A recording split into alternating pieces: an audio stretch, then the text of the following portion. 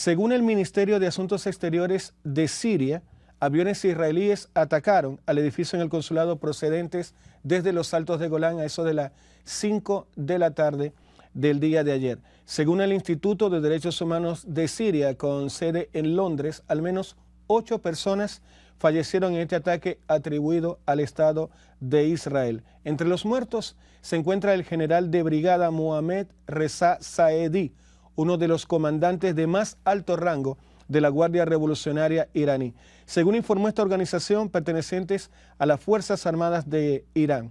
El ataque, como ya dijimos anteriormente, destruyó por completo el edificio de varias plantas situado junto a la Embajada de Irán en el distrito de Mesé, en la capital de Siria. ¿Qué más podemos decir? Saedi, ¿qué vínculo tenía entre Irán y Hezbollah? Aquí, según la televisión estatal iraní, confirmó la muerte, como ya dijimos, de Mohammad Reza Saedi, a quien identificó como un alto comandante de las fuerzas Quds. Y pasamos luego más adelante a explicar. Quds es el brazo de operaciones en el extranjero de la Guardia Revolucionaria iraní y que es responsable, nada más y nada menos que del financiamiento y la capacitación de los terroristas que en octubre del año pasado entraron e ingresaron a territorio israelí y asesinaron y secuestraron bebés, abuelas, jóvenes, mujeres y hombres del Estado de Israel. Saedi, quien ya se encuentra asesinado por las fuerzas de Israel, era un hombre de 63 años y era el comandante de la fuerza Quds en Siria y el Líbano. Según expertos, este hombre era el principal interlocutor entre Israel y Hezbollah. Esta organización político-militar, como todos saben, libanesa, considerada además por la Unión Europea y Estados Unidos como un grupo terrorista. En su larga carrera en la Guardia Revolucionaria, Saedi ocupó previamente la comandancia de la Fuerza Aérea y las Fuerzas Terrestres de Irán y fue responsable de la seguridad de la capital de Teherán. Era comandante de la Fuerza Quds para el Líbano del año 2008, puesto que ya había ocupado en un primer término entre el año 1998 y el año 2002. Según el Observatorio Sirio de Derechos Humanos, como dije anteriormente, con sede en el Reino Unido y una red de fuentes sobre el terreno en Siria, esto fue el bombardeo, causó la muerte de 8 personas, entre ellos este hombre. Un portavoz de la Casa Blanca de los Estados Unidos indicó que el presidente Joe Biden está al tanto de los informes y que su equipo lo está investigando. Lo que creen también varios observadores internacionales que lo más probable Israel no haya informado previamente al gobierno norteamericano sobre este hecho. El ministro de Defensa sirio afirmó además que las defensas aéreas de Irán derribaron algunos de los misiles lanzados desde el aire, pero otros evadieron el sistema y destruyeron todo el edificio, matando e hiriendo a todos los que estaban dentro. Agregó además que se estaban realizando trabajos para recuperar los cuerpos y rescatar a los heridos que se encuentran debajo de los escombros. El problema que pasó también con este asunto es que murieron, al parecer, varias personas inocentes, y es lo que siempre se le critica también al Estado de Israel. Pero bueno, lamentablemente en este tipo de hechos siempre habrá y hay daños colaterales.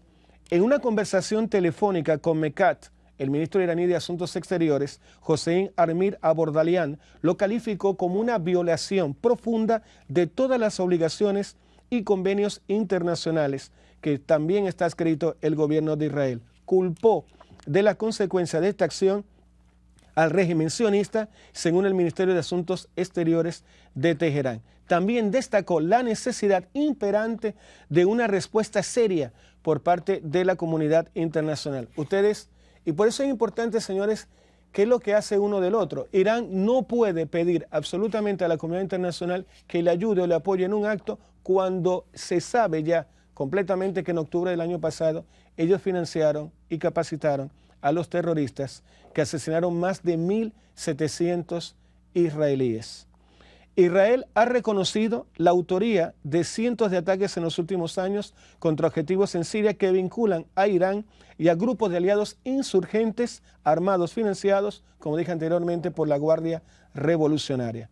El ejército israelí ha intensificado sus ataques en los últimos días desde el inicio de la guerra en la Franja de Gaza en octubre, como respuesta a los ataques transfronterizos con cohetes, morteros y drones contra el norte del país de combatientes de Hezbollah respaldados por Líbano y Siria. Y ahora viene por supuesto, nuestro comentario.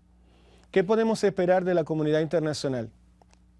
Estamos en una situación delicada porque Irán reconoció y se alegró del asesinato de 1.700 israelíes en octubre del año pasado. Por lo tanto, no puede exigir absolutamente a nadie de la comunidad internacional que le ayude como un acto. Además, ¿qué pasó? Se dice que esta persona que falleció, este general de brigada de las Fuerzas Quds de Irán, fue el responsable directo, además del coordinador con Hezbollah, de muchos de los hechos que ocurrieron ese día. ¿Cuál va a ser la reacción de Irán ante este hecho? ¿Qué va a decir Estados Unidos? Ahí vemos en las imágenes las potencias regionales y zonas de influencia que se encuentran cerca de Siria. Ahí tenemos a Irán, tenemos a Arabia Saudita, tenemos más arriba en la región de Turquía y todo lo que es el mar Mediterráneo. Otro día vamos a hablar de todo lo que está pasando con los hutíes, el Mar Rojo, qué está sucediendo allí, cuál es la gravedad para lo que es el mercado de importación y exportación de alimentos, armas y cereales desde esa zona a distintas partes del mundo. Pero quiero terminar con mi comentario sobre el tema de lo de Irán. Fíjense que para los que no lo saben, Irán es un estado donde está administrado básicamente por los ayatolás, Ayatollah Ali Khomeini, y es un gobierno radical, extremista, islámico, con una postura bastante extrema de lo que es el Islam, y han gobernado con fuerza desde la caída, hace muchos años, ya en los años 70, del último presidente, que también fue una especie de pseudo dictador de aquella época, que fue financiado y apoyado en su momento por los Estados Unidos, hasta que regresa este hombre Khomeini desde el exterior, que era un exiliado político, y regresa a Irán, establece este régimen, y desde los años 70 hasta ahora es lo que gobierna. Son enemigos acérrimos de Israel. Para ellos la destrucción completa y absoluta del Estado sionista pasa por el exterminio completo del pueblo de Israel, y por eso Israel, ante cualquier hecho o a cualquier oportunidad, mejor dicho,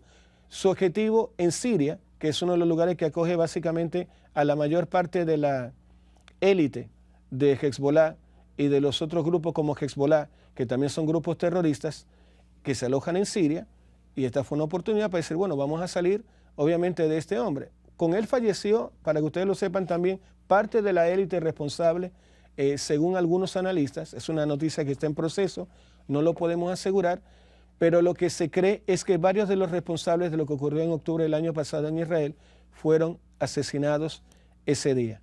¿Qué podemos esperar de la comunidad internacional? Pues absolutamente nada. Colombia Alcántara preguntaba hace un ratito más que qué hace la ONU. Hoy lamentablemente vimos una situación en la cual la ONU no tiene ningún tipo de peso.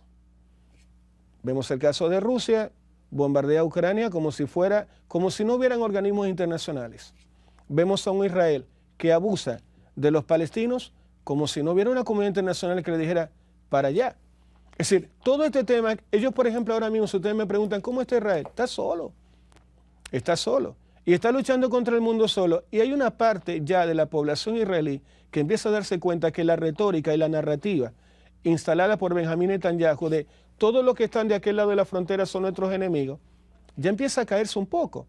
Porque uno dirá, bueno, pero un niño recién nacido, un joven, un bebé, una anciana, una mujer, miles y miles de personas que residen en Palestina, ¿son todos responsables del secuestro que ocurrió en octubre y el asesinato de 1.700 israelíes? Por supuesto que no.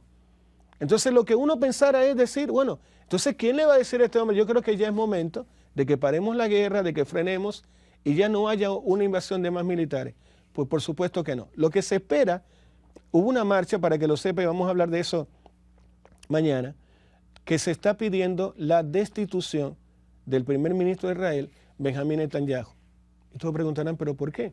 Recordemos que antes que ocurriera el lamentable hecho en que fueron asesinados 1.700 israelíes, que por nada del mundo nosotros apoyamos y que rechazamos deplorablemente esa situación, pues obviamente Benjamín Netanyahu estaba acusado de corrupción política.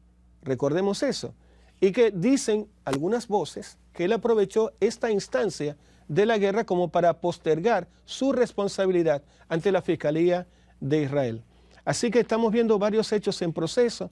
Vamos a seguir viendo desde acá desde República Dominicana, desde Latinoamérica, qué ocurre en Oriente Medio, porque nos afecta también. Tenemos comunidades israelíes y palestinas en todas partes de América Latina, incluida la República Dominicana, y oramos también por la paz para que en esa región del mundo llegue algún día lo que disfrutamos tanto en América Latina, que es la paz.